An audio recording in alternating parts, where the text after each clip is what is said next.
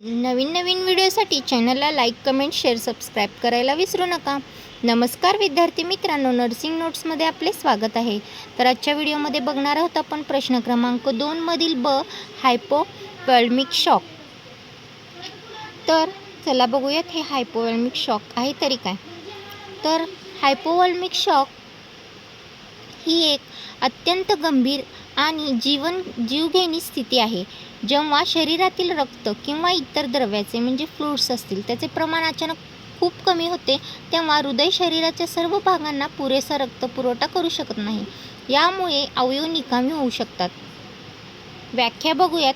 Definition: जेव्हा शरीरातील रक्ताचे प्रमाण किंवा प्लाझ्मा 15% ते 30% पेक्षा जास्त कमी होतो, तेव्हा उद्भवणाऱ्या स्थितीला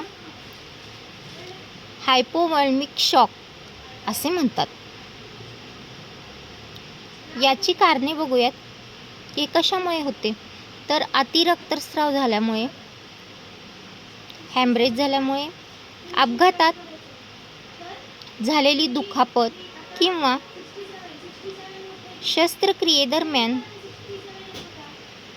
होणारा मोठा रक्तस्राव, द्रव्य घटक म्हणजेच फ्लूइड लॉस होत असेल, सतत होणाऱ्या उलट्या, वॉमिटिंग किंवा तीव्र जुलाब, डायरिया, यामुळे शरीरातील पाणी कमी होणे, भाजणे,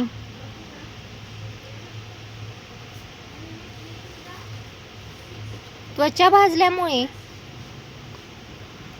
शरीरातील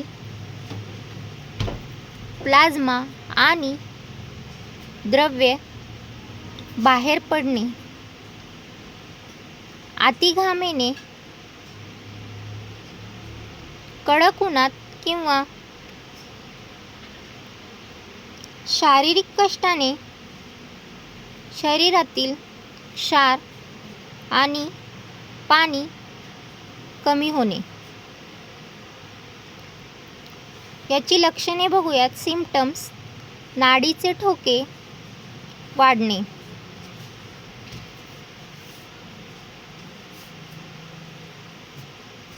रॅपिड हार्ट रेट, यालाच टॅकिकार्डिया असे म्हणतात, परंतु नाडी कमकुवत जाणवणे,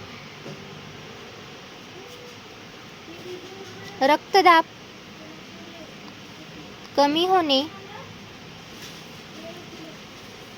लो ब्लड प्रेशर.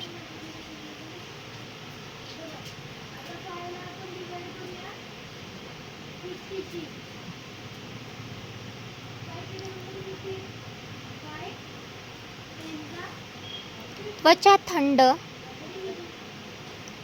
आणि फिकट पडणे,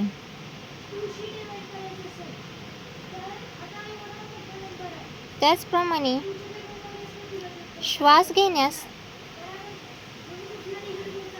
त्रास होणे किंवा जलद श्वासोच्छ्वास,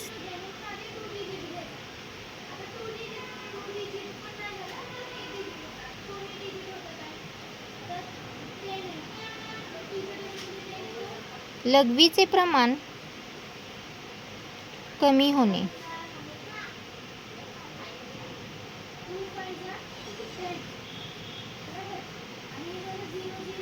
डिक्रीज युरिन आउटपुट,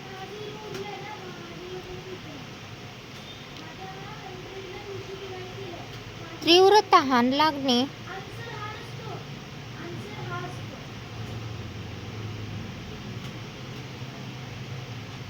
आणि चक्कर येणे.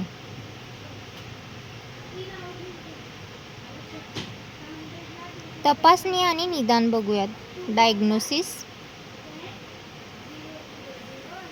रुग्णाची शारीरिक तपासणी, फिजिकल एक्झामिनेशन.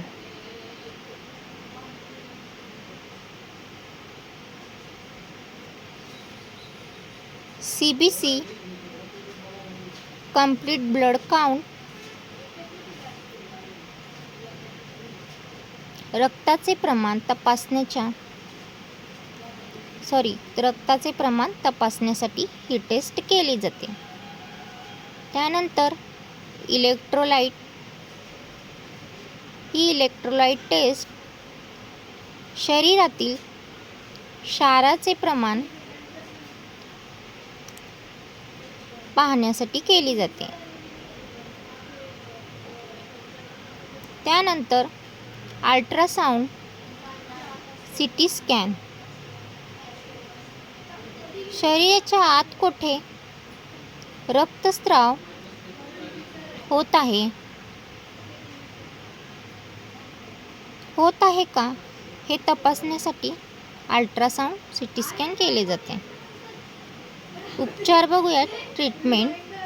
प्रथम उपचार. रुग्णाचे पाय थोडे उंच करावेत.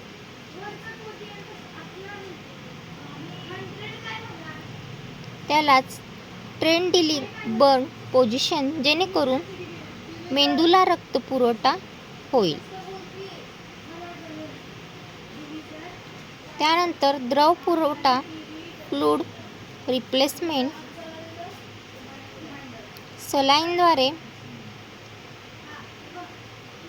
म्हणजेच IV फ्लूइडद्वारे शरीरातील पाण्याची कमतरता भरून काढणे. रक्त संक्रमण म्हणजेच ब्लड ट्रान्सफ्यूजन. जर जास्त रक्तस्राव झालेला असेल तर रक्त चढवणे आवश्यक असते. त्यानंतर औषधे. रक्तदाब वाढवण्यासाठी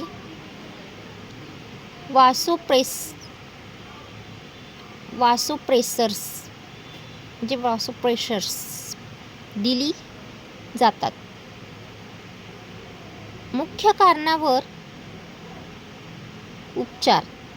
जर रक्तस्राव जखमेमुळे असेल तर तो थांबवणे ही पहिली प्राथमिकता असते. रक्तस्राव होणे ही एक मेडिकल इमर्जन्सी आहे आणि अशा परिस्थितीत रुग्णाला त्वरित रुग्णालयात दाखल करणे आवश्यक आहे.